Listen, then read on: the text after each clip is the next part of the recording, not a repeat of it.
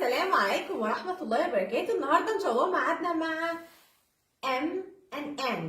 الناس اللي هي متابعة فيديوز التأسيس واحدة واحدة من البداية، النهاردة بنتكلم على two letters M and N. اوكي، اتفقنا من أول حاجة بنعرفها إيه؟ الساوند. What is the sound of M? For male. Male.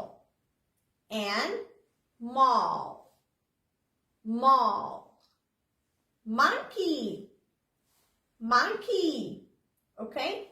And we have mat. Mat. What is the sound of M? Okay. And we have number 2, N. N. What is the sound of this letter? The sound of N. For nose. Nose. And nails. Nails اللي هي الأظافر، وكمان تنفع nails اللي هي المسامير. Nails. No. No.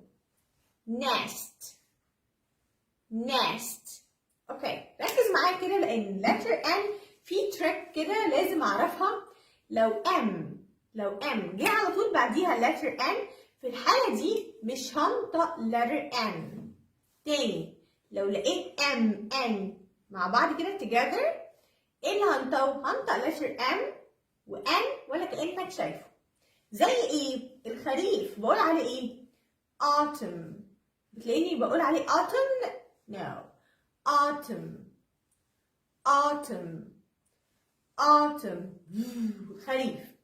كمان عندنا كلمة اسمها صالم.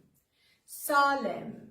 صالم يعني ايه؟ يعني شخص نمطي او شخص ان هو وقور يعني. صالم. صالم. خليني هنا بقولها not ن. صالم. اوكي. كمان عندنا كلمة زي كلمة damn. damn بتيجي دايما في الافلام اللي هي بنقول ايه؟ اللعنة. damn. مش بقولها damn لا damn. damn. damn. اوكي، في طبعا examples كتير قوي على الموضوع ده، بس خلي بالك لو لقيت الام بعديها ان على طول، الان في الحالة دي بتبقى silent. اوكي، يبقى نركز مع بعض. الام ان. That's it for our lesson today. اتمنى يكون الفيديو عجبكم. ما تنساش لايك شير سبسكرايب، ولو ما شفتش الفيديوز اللي فاتت كلها بتاع الليترز كلها شوفها، وباذن الله هتستفاد جدا جدا جدا. استناني في الفيديو الجاي. letter O. That's it. Bye.